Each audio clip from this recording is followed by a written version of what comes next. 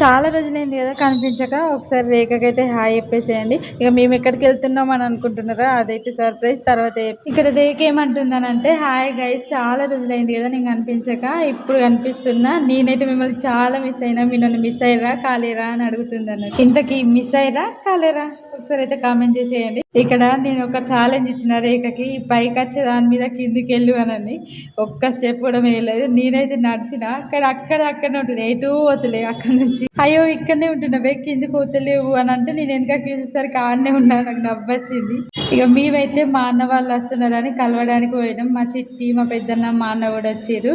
Hi చెప్పి hand shake ఇచ్చి ఇక రెస్టారెంట్కి అయితే పోయినాం. ఇదే ప్యారడైజ్, మస్తు ఫేమస్ కదా. నేను ఇంటర్లో ఉన్నప్పటి నుంచి అనుకుంటున్నా ఒకసారి ప్యారడైజ్ పోవాలి, టేస్ట్ చేయాలని.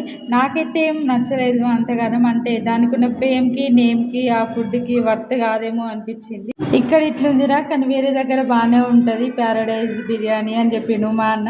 ఇక సరేలే అని తినేసినాం కొంచెం.